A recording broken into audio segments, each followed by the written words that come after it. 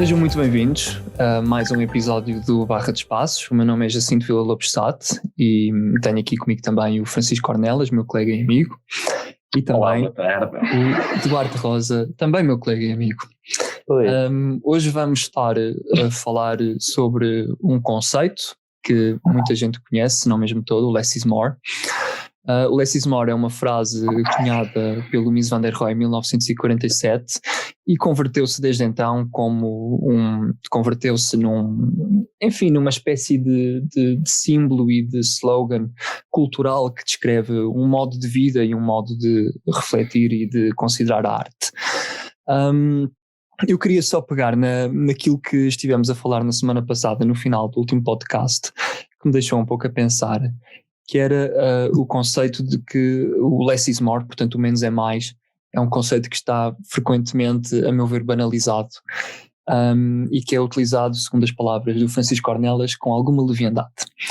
Eu estive a refletir durante esta semana sobre o que é que eu considerava que era e para que é que servia esse conceito, e cheguei à conclusão que o Less is More é essencialmente uma frase autobiográfica.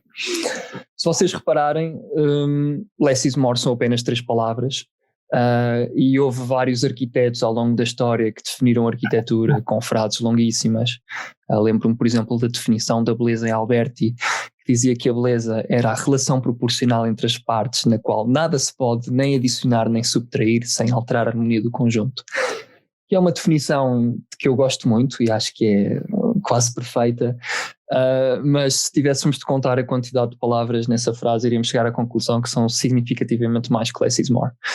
E portanto, eu acho que aquilo que é genial no Mies é o facto de ter conseguido sintetizar uma forma de ver a arquitetura e a arte através de uma frase que é ela própria sintética. Eu queria só refletir também um pouco sobre aquilo que levou o Mies van der Rohe a chegar a esse conceito. Uma das primeiras obras do Mies foi a Casa Real na Alemanha, construída em 1907, e uma das últimas foi a Neue National Gallery na Alemanha também, em Berlim, em 1968.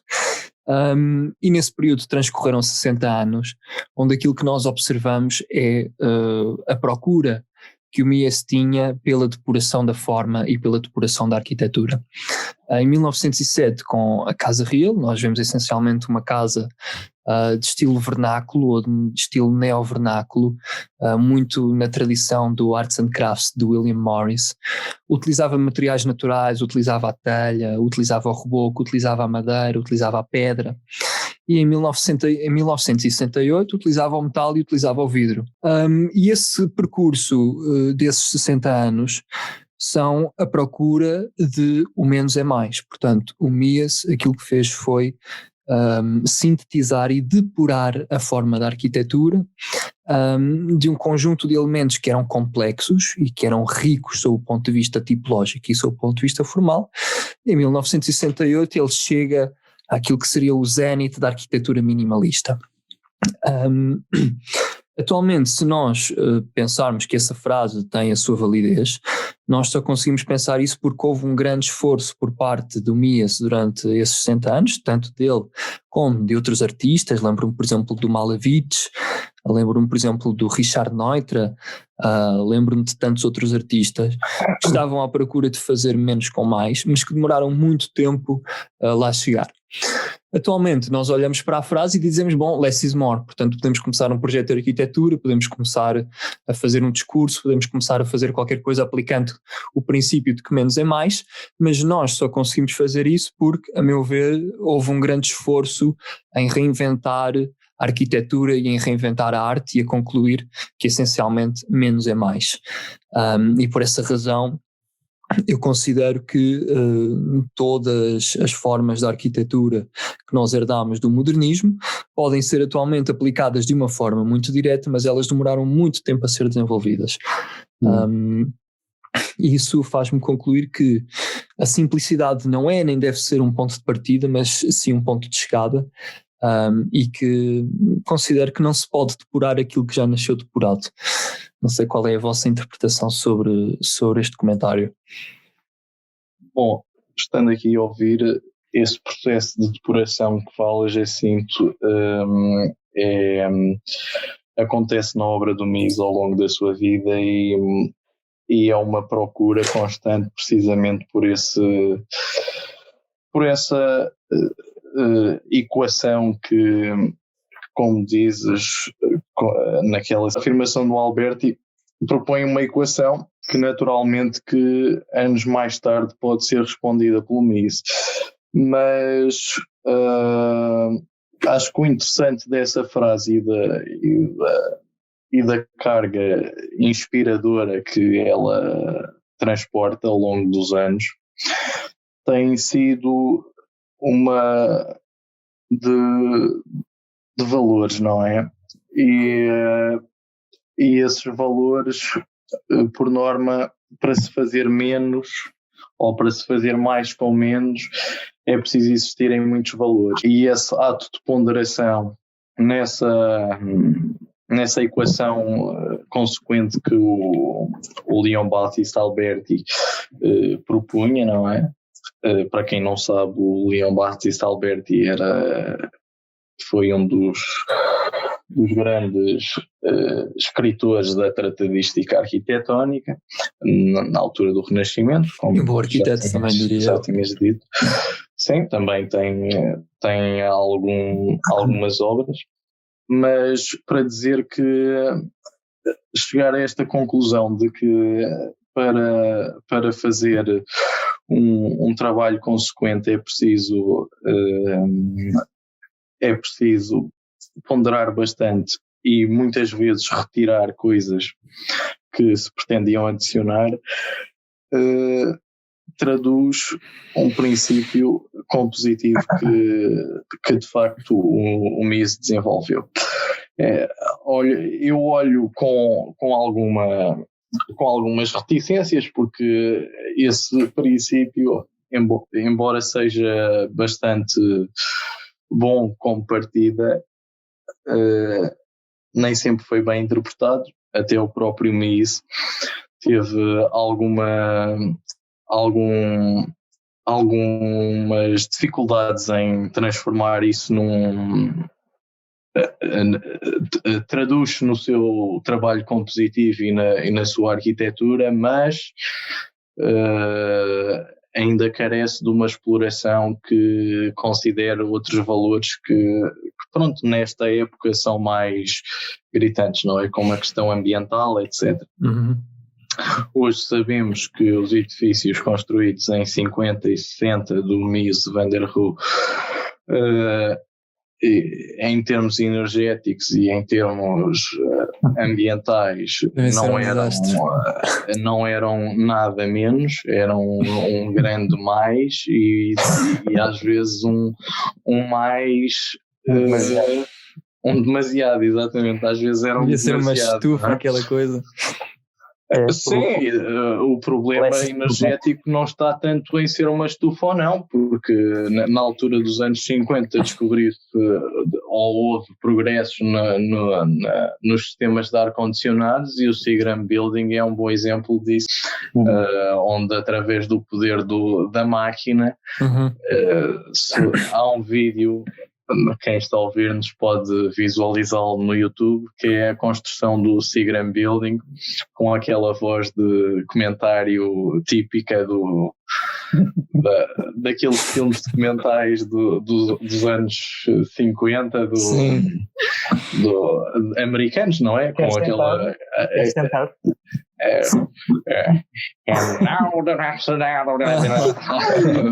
aquela voz típica and now the workers build the beam. This is the American dream. Yeah. Exatamente.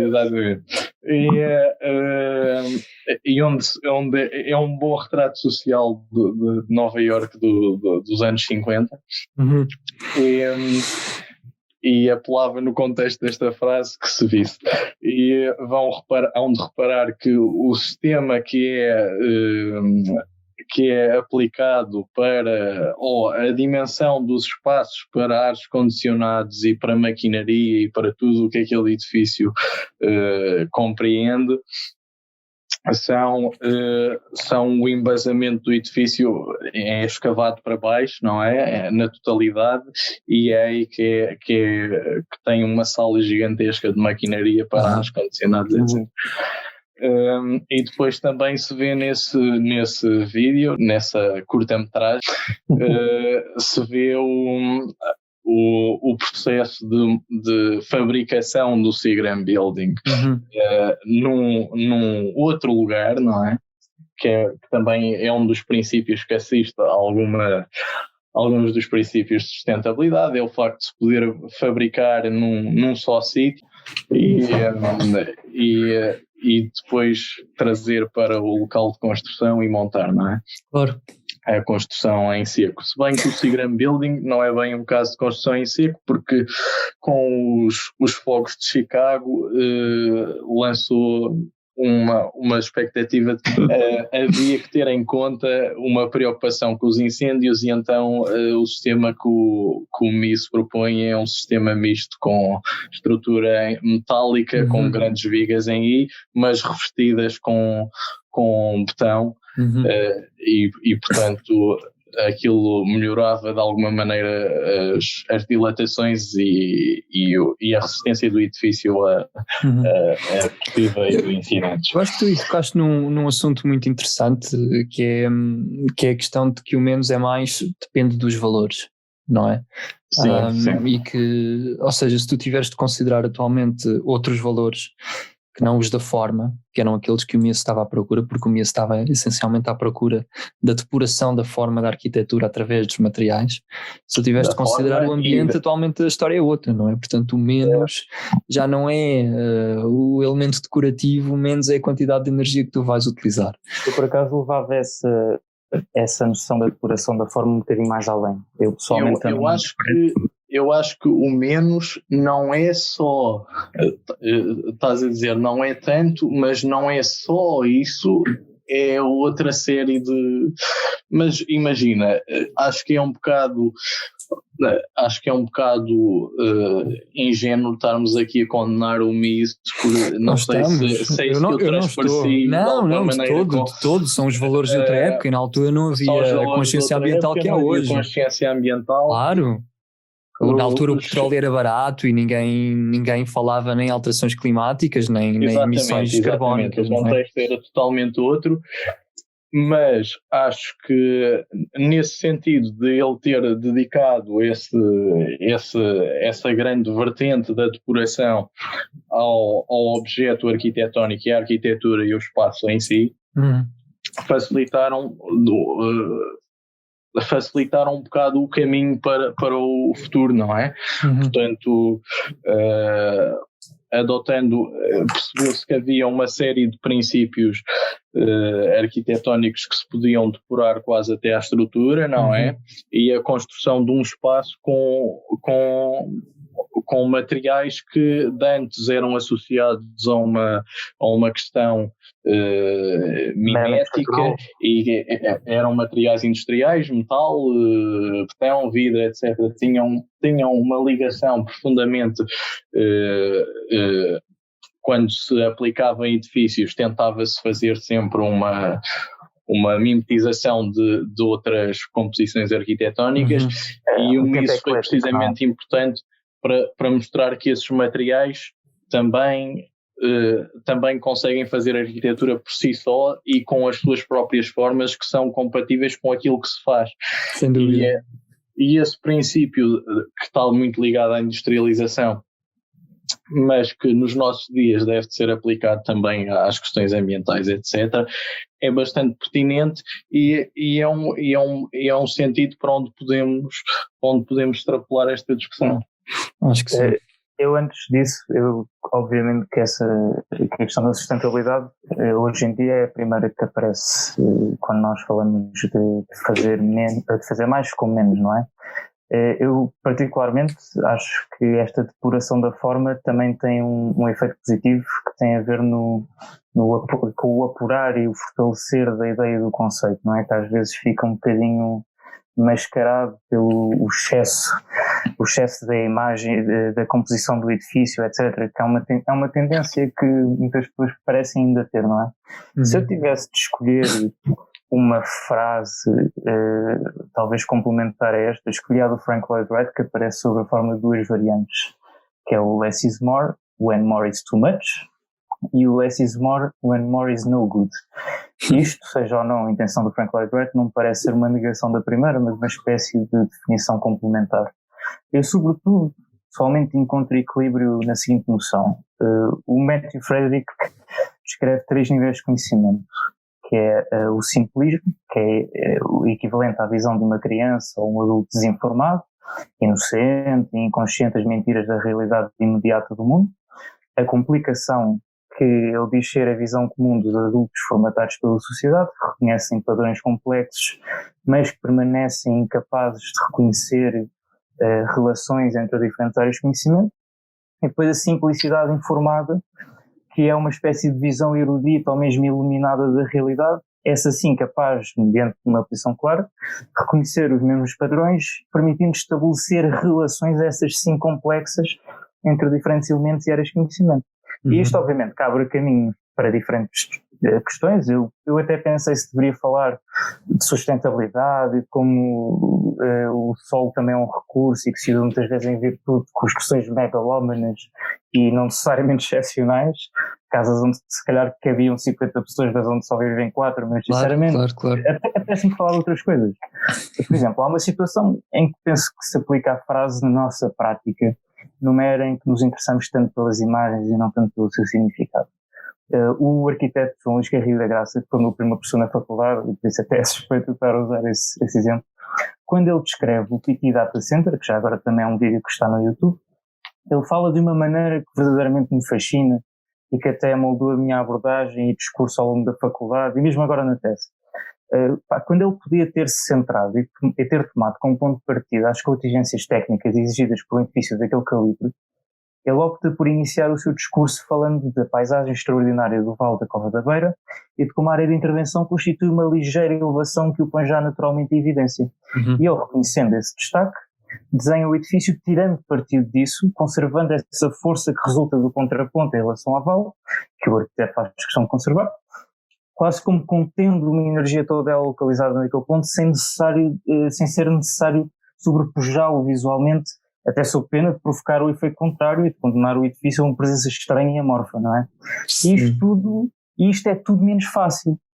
Eu já discuti com pessoas que reduzem a discussão sobre a qualidade deste projeto. É um cubo, qual é a dificuldade? Mas a não, eu acho que a grande dificuldade é chegar ao cubo, não é? Ou seja, tu tentas, se tu tentares pensar numa forma elementar, não é? Ou através de um conjunto de mecanismos que são justamente mecanismos de depuração, o cubo pode ser um fim, mas raramente é o começo, não é? Ou seja, tu começas sempre com coisas um bocadinho mais complexas e acabas por compreender que aquela forma essencial é aquilo que tu estás à procura porque não necessitas de mais. Eu acho que muita desta questão tem a ver com a necessidade, não é? Ou seja, se tu necessitas de mais, então não fazes. Ou se, por outro lado, não é? O que eu queria dizer para estabelecer relação com a primeira parte é a dificuldade não está no desenho, da mesma maneira que a dificuldade não está no reconhecimento dos padrões complexos. Aqui o arquiteto em causa até já deu provas que nos momentos certos permite que as suas obras tenham uma expressividade ou uma variação mais complexa da sua própria linguagem. A dificuldade está nesta simplicidade informada que é traduzida nas relações que o Garrido da Graça evidencia através do seu discurso e que não são nem literais nem óbvios ao olho nu, mas que são consequentes e que acrescentam valor à arquitetura que faz e que a torna, na minha opinião, apta a que se consagre como património complementar ao existente, por insistir em estabelecer relações fortes com o mundo, em vez de tentar forçosamente transformá-lo, como se a partir estivesse tudo mal e com necessidade de remodelação, não é? Sim, acho que eu acho que em grande parte a arquitetura portuguesa é de uma forma ou outra herdeira um pouco da tradição pelo menos do less is more, não é? Somos relativamente conservadores e relativamente simples no nosso projeto. E somos um povo que está habituado a fazer grandes coisas com poucos recursos. É isso, era exatamente isso que eu ia dizer, ou seja, nós por um lado é capaz de ser até uma espécie de simplicidade forçada, não é? Ou seja, acabámos por assumir que a arquitetura era menos com mais, não era mais com menos, porque a arquitetura portuguesa é uma arquitetura que é feita com muito pouco. Talvez o Ornelas concorde com isto. Eu posso admitir que se calhar isso se transforma numa idiosincrasia dos arquitetos e que possa haver esse estigma da arquitetura. Eu acho que sim, eu acho que é uma questão de tradição. Mas eu acho que apesar de tudo a externalidade positiva supera isso, porque nós fazemos arquitetura como um insignificado e é isso que me torna particularmente apaixonado pela nossa arquitetura. Claro, sim, acho que sim, tu vês por exemplo as obras do CISA e as obras do CISA têm ali uma depuração formal muito grande, não é? Ou seja, não há ali complexidades, não há uma riqueza derivada da complexidade. Não concordo bem, eu acho que o CISA é até bastante expressionista. Mas agora mais nos últimos anos e nas obras que tem feito e aproveitando por exemplo o Betão, não é? As obras que ele fez agora recentemente na China, para mim são uma certa expressão escultórica. É uma figura sobretudo mediática porque ele reinventa-se e consegue superar todos os paradigmas que sucederam na nossa arquitetura. Eu sobretudo gostava de dizer uma frase, que é de uma personagem que eu tenho desenvolvido alguma obsessão, que é do Agostinho da Silva. Ele dizia que o interesse não estava em ser original, mas sim verdadeiro. E em certa medida, quando nós temos o edifício para além do necessário, corremos o risco de impedir a sua leitura em diferentes escalas, se é que ela é pensada à partida, nomeadamente à escala territorial, que eu pessoalmente acho que é o ponto de partida. E isto não quer dizer que a estética não seja importante, pelo contrário, entre outras coisas, eu não me canso até de defender que a estética, para além da ética, tem um compromisso com a verdade.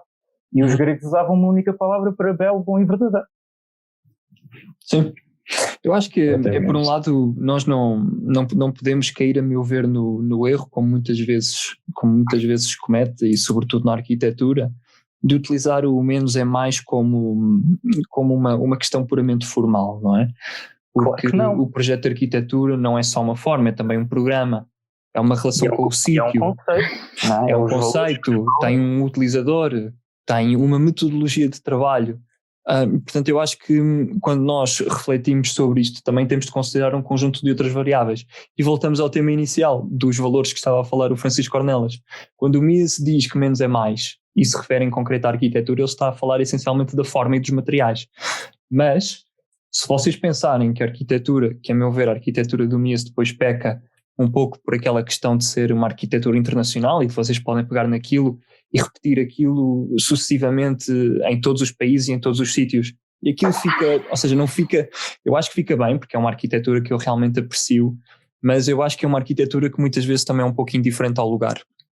E, portanto, nesse sentido, a depuração que o Mies van der Rohe encontrou da forma ou dos materiais num determinado contexto não significa que seja requerido noutros contextos e que noutros contextos não seja necessária outro tipo de complexidade.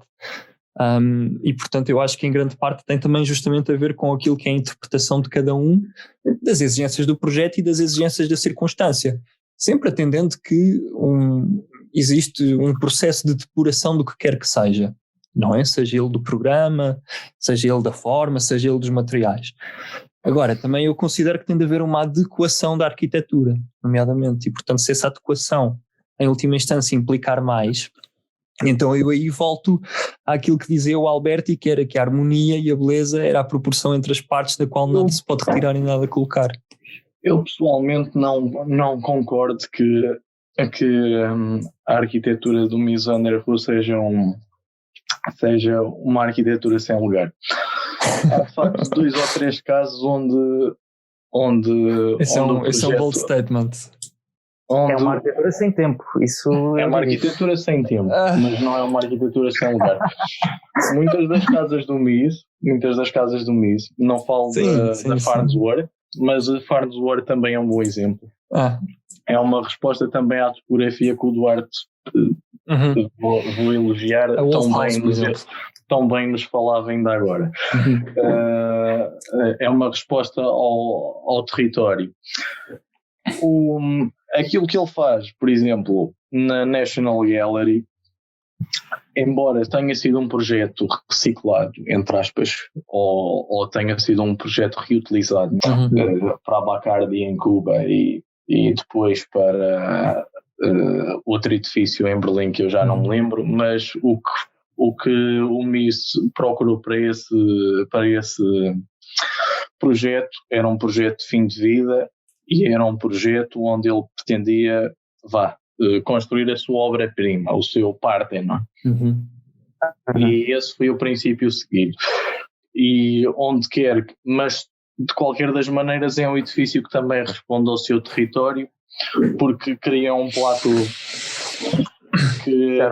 platô naquele fórum cultural que foi construído no pós-guerra, e leva o edifício e transforma a topografia, que era uma topografia totalmente aniquilada durante a guerra, e esse edifício consegue, através da arquitetura, ser um símbolo da nova Alemanha, da Alemanha que recusa toda a catástrofe e toda a tragédia que viveu e que passou, e começa a reconstruir-se para ser uma Alemanha nova.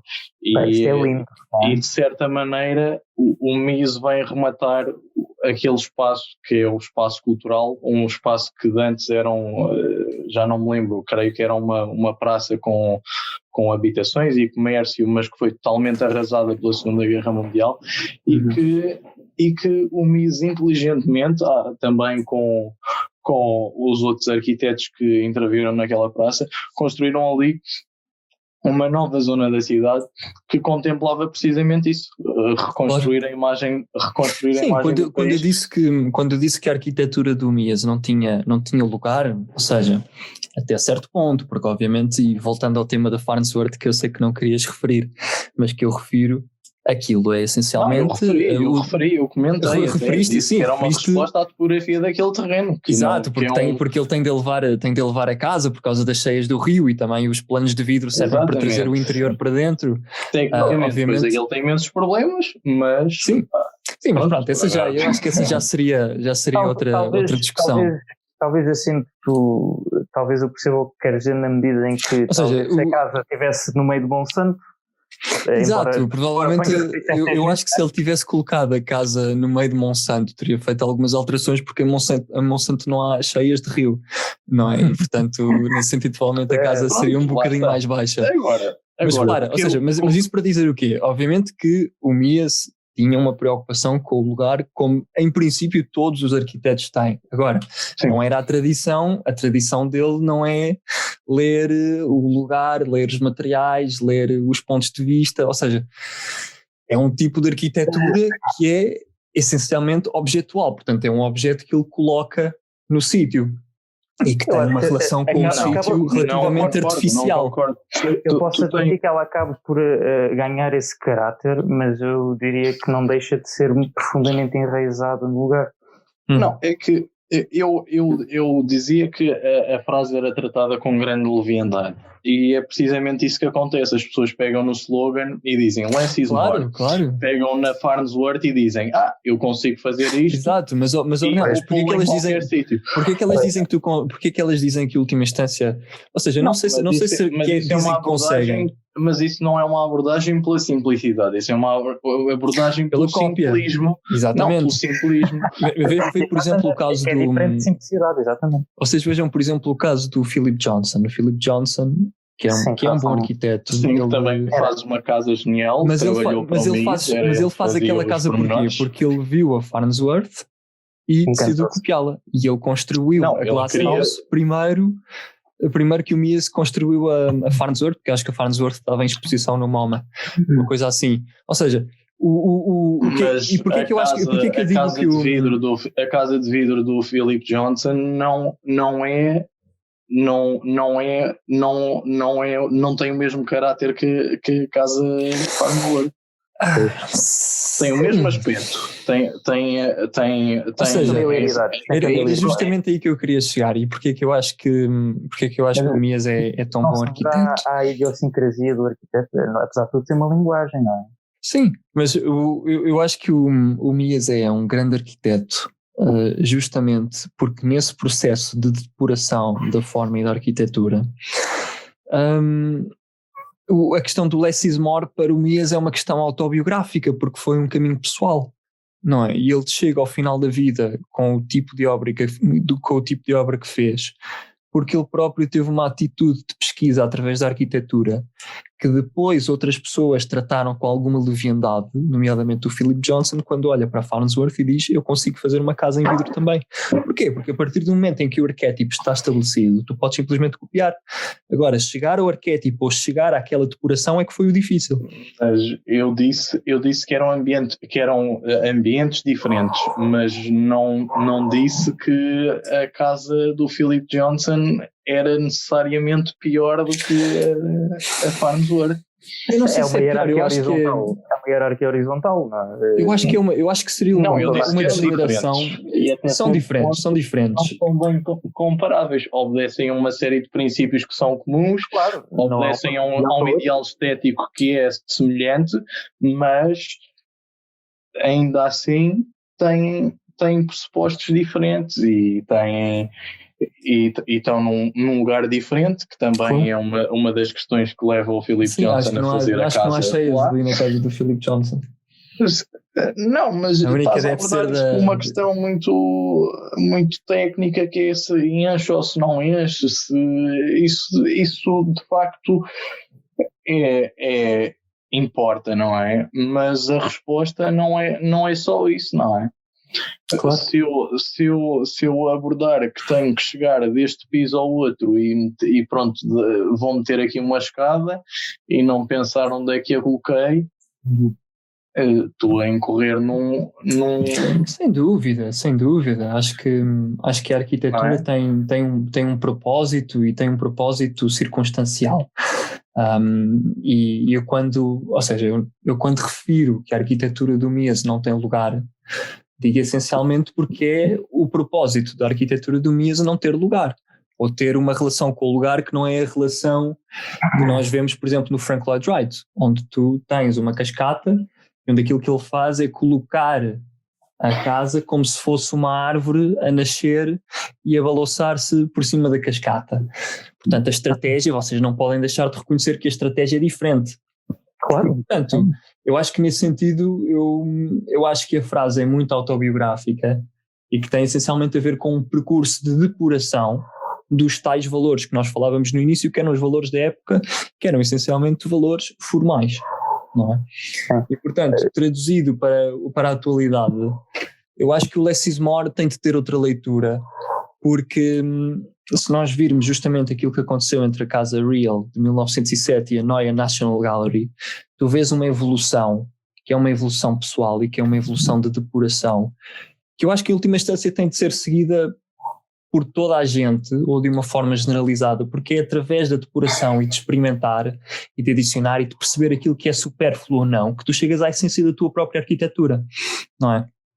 Penso que às vezes copiar certos modelos acaba por retirar um pouco o propósito que lhes deu origem, não é? É como o romantismo. Tu tinhas no romantismo os neogóticos, tinhas os neorromânicos, tinhas os neobarrocos e os neoclássicos. Quando muita daquela gente, a única coisa que fazia era um copy-paste de certas tipologias estéticas que não cumpriam com os motivos que lhe tinham dado origem. Ou seja, tu tens a arquitetura românica, e porquê que a arquitetura românica é como é? Porque as pessoas tinham medo de Deus, porque havia guerras e porque a igreja era em última instância um sítio de refúgio quando uma cidade era assaltada. Portanto, há ali um propósito que condiciona de certa forma também a forma, e que a partir do momento em que tu fazes um copy-paste deixas de estar a responder àqueles objetivos. Eu acho que isso é depois uma coisa, eu acho que é uma coisa que depois tem a ver com uma metodologia de projeto, não é? Ou seja, tu encontras uma depuração através da experimentação e através do adicionar complexidade. Estás a falar de uma altura em que se fazia arquitetura que no fundo não se fazia a partir de conceitos, mas de preconceitos, não é? E por acaso tem graça, a história vive um bocado desta intermitência entre um excesso de romantismo e um excesso de pragmatismo, não é? E a seguir a esta fase do modernismo surgiu uma onda que se calhar se traduz noutra frase que é apropriada da primeira, que é o Less is a Bore, não é? Algo que me incomoda a propósito dessa frase, eu acho que nós... Mas porquê que eles cunharam essa frase, ou porquê que isso aconteceu? Porque houve uma reação. É uma reação, sim. E eu acho que nós voltamos... Acho que ainda não ultrapassámos ainda bem o Less is a Bore, ou então estamos a voltar a vivê-lo. E algo que me incomoda a propósito dessa frase, e gostava de saber a vossa opinião mesmo sobre isto. Não é na maneira como o Robert Venturi, Deus o tenha, a coloca, Mas remetendo para uma corrente que aborda o mundo por um lado com um positivismo que em certa parte eu invejo, mas que por outro lado é demasiado descomprometido, não é? Há 3 anos, eu e aliás também o Ornelas, estivemos em Ankara, no workshop de matriarca. Eu fiquei num estúdio onde infelizmente tive um coordenador que não ficou lá até o fim, o que levantou a necessidade de outros professores intervirem. E um deles era o professor de Eindhoven, já velho, e pá, é que eu achava uma graça a falar, voltando a esta coisa dos sotaques, porque ele tinha um sotaque tipo Sean Connery. Resumidamente, sobre a grande avenida que regava a cidade de Ankara, que ligava à cidade de Eskişehir, o nosso grupo tinha proposto uma estrutura que unia os rooftops de 2 centros comerciais, o Armada e o Next Level. No meio daquela confusão e ruído, constituíam espaços com potencial e com urbanidade interessante. E o professor, com o seu sotaque, agora vou-me preparar, diz: "Well, why are you hiding the problem? Just have fun with it. Why not a Zeppelin that picks you up on one rooftop and lands you on the other?" E eu, imaginando que ele estaria a hiperbolizar, respondi: "Why not?" E ele, contente a rir, diz: "Why not exactly, my boy, why not?" E, epá, eu acho que essa questão não é suficientemente forte. Nós não nos podemos contentar com um porque não, que deixa espaço para tudo. Temos de fazer coisas com significado e com consequências claras, e isso pede um porquê agressivo que só permita uma resposta honesta, e concisa e credível. E na verdade preocupa-me que nem sempre estejamos estimulados a fazer as perguntas certas, desde o ensino básico à faculdade, mas sejamos formatados sobretudo para responder com base no que já se sabe, e a inovação não sai de respostas, mas sim de novas perguntas, que por sinal surgem também à medida que propomos novas relações entre diferentes áreas de conhecimento. O que é que tens a dizer sobre isto? Não sentem que há muito o prender das pessoas ao why not? Pá? Por que não? Por que não? Isto dá espaço para tudo, não é? Eu acho que sim, eu acho que cada pessoa tem de cunhar a sua frase, ou em última instância de dar um novo significado às frases que já existem, porque pronto, pois há frases das quais é difícil fugir. Agora, less is more, eu acho que dá para tanta coisa que as pessoas podem acabar por interpretar isso de uma forma pessoal ou justamente encontrar novos valores, não é? E eu acho que uma das coisas muito interessantes na arquitetura, e mesmo entre nós somos teoricamente todos arquitetos, de uma mesma geração e de uma mesma escola, atenção, porque nós somos todos estudantes da Faculdade de Arquitetura e da Escola de Lisboa. Nós temos arquiteturas diferentes. A minha arquitetura é diferente do Francisco e é diferente da arquitetura do Duarte e vice-versa. Portanto, eu acho que aquilo que acontece é que a arquitetura converteu-se com os anos numa coisa eminentemente pessoal, para bem e para mal, porque às vezes o facto de ser uma coisa pessoal também implica que nos desfazamos do público ou que não encontramos uma linha temporal coerente entre a tradição, nomeadamente, que é uma coisa que eu acho que se perdeu muito, a tradição, a questão dos materiais, a forma de fazer, por causa das novas tecnologias, por causa da nossa sociedade funcionar cada vez mais depressa, porque os arquitetos às vezes também têm ego, não é? Querem ter a sua obra, querem ter o seu edifício construído à sua maneira, querem que toda a gente saiba que aquele é o edifício deles. E, portanto, é normal que também os discursos arquitetónicos e os valores arquitetónicos também tenham mudado e sejam muito dependentes da pessoa que o faz. Por isso, nesse sentido, eu acho que por um lado é muito bom, mas por outro lado também aquilo que eu aconselho sempre é que cada um siga aquilo de que está convicto, porque só tendo convicção num determinado assunto é que uma pessoa consegue ter sucesso. E, portanto, less is more. Eu acho que sim, mas isso irá depender sempre daquilo que cada um interpreta que essa frase significa e em que contexto é que se pode aplicar. Não sei qual é a vossa opinião. Eu sou da opinião que aliás, vou citar quem já está aqui há mais anos, não é? Vou citar... Não vais citar o Mias, pois não? Vou citar Álvaro Siza para dizer que... Esse é um sotaque fácil. Para dizer que trabalhamos na continuidade. Uhum.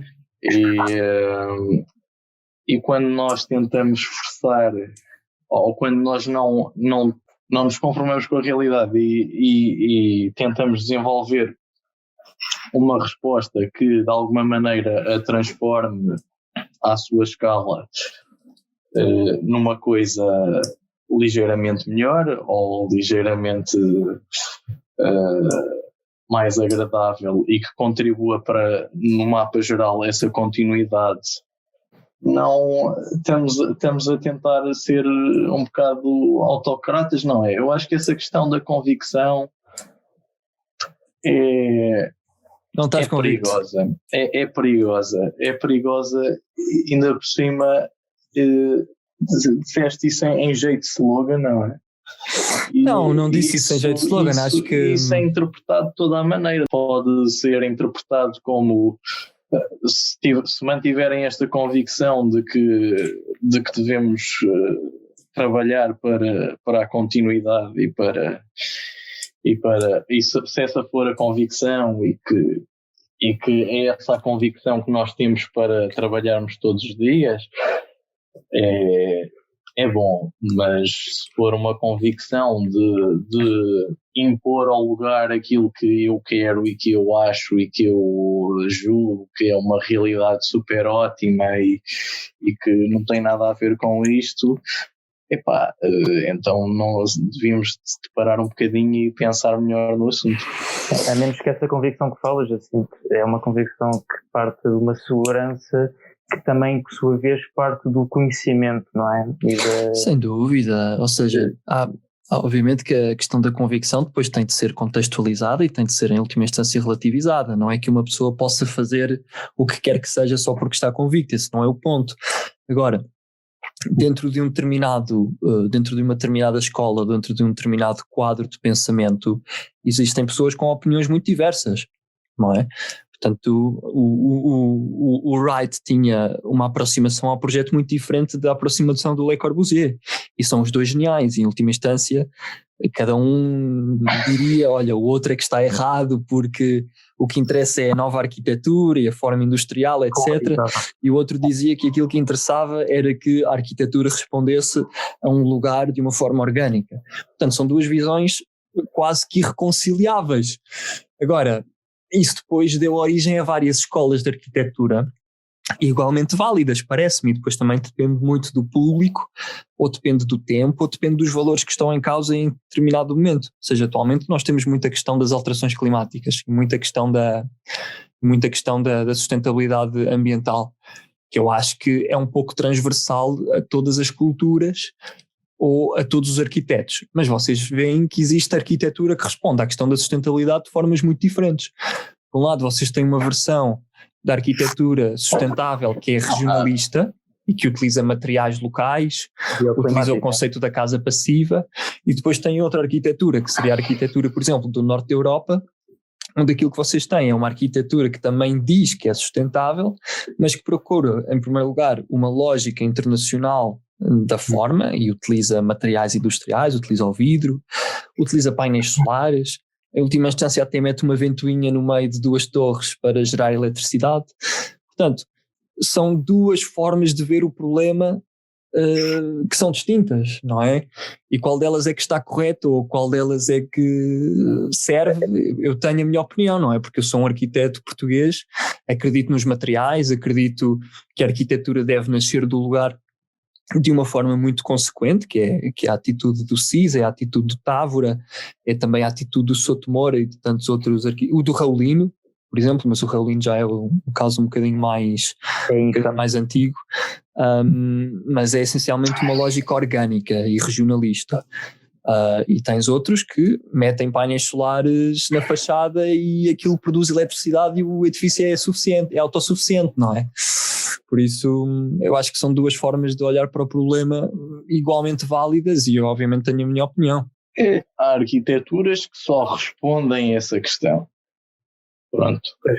E que falham noutras. Sim, que é o único para... Sim, que é o único parâmetro de resposta. Responderam a isso e há de haver outras coisas que mereciam resposta. E há de faltar o programa, a forma, a paisagem, não é? Tantas outras coisas, claro.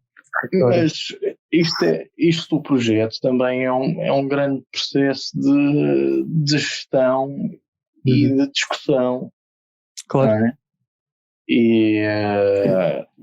E tanto melhor é quanto mais discussão e mais discussão até autocrítica, não é? Claro.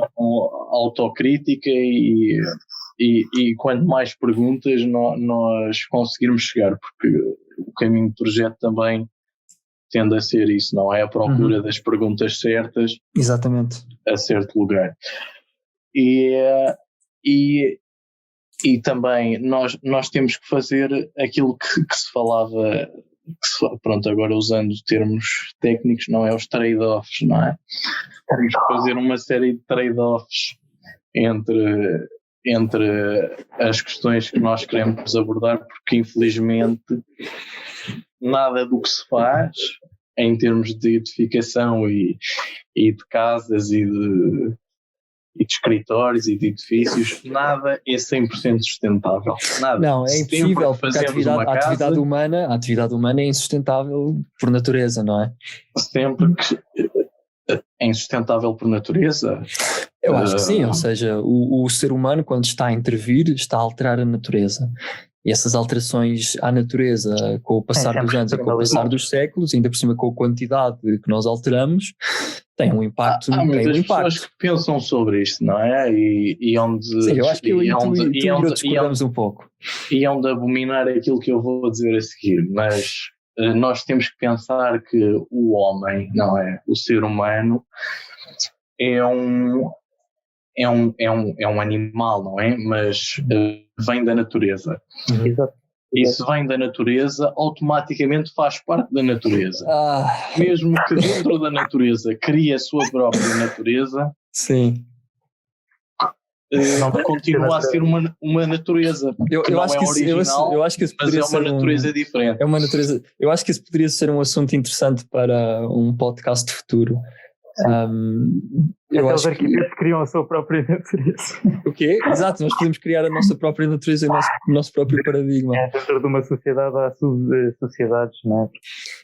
Eu diria, se calhar, que para mim o less is more é uma frase sobretudo messiânica e eu estou à espera estou preparado para uma sociedade que vai ter de se conformar com a possibilidade de ter de viver com menos, mas com a esperança de que tenha um significado maior, tudo ganhe um significado maior e cada coisa que nós fazemos tem mais impacto, mais importância, mais valor. Eu acho que isso é um ponto interessante porque, nomeadamente em questões de vida, eu acho que o ser humano tem também cada vez, é a minha opinião, acho que tem um impacto cada vez mais preponderante na natureza. E portanto nesse sentido realmente menos pode ser mais, na medida em que se nós com menos conseguirmos fazer melhor, não é? E aí pego nisso que tu estavas justamente agora a dizer, que as próximas gerações provavelmente vão ter fisicamente menos, vão ter menos recursos, vão ter menos espaço, mas se esses recursos que ainda tiverem e esse espaço que tiverem for melhor, então eu acho que não existe nenhuma razão pela qual as futuras gerações não poderão ter uma vida melhor que a nossa. Sim, não há nada para lamentar, tudo terá mais sabor e sim. uma medida diferente. Acho que sim. Pronto, e foi o tema desta semana, Less is More. Refletimos um pouco sobre o que é que cada um considera que pode ser a frase nos tempos de hoje, qual é a sua importância. De nossa parte é tudo. Vamos continuar a comunicar através das redes sociais, a saber a opinião de quem nos está a ouvir. E de minha parte é tudo. Despeço-me tanto do Francisco como do Duarte e foi um grande prazer estar aqui com vocês. Muito obrigado.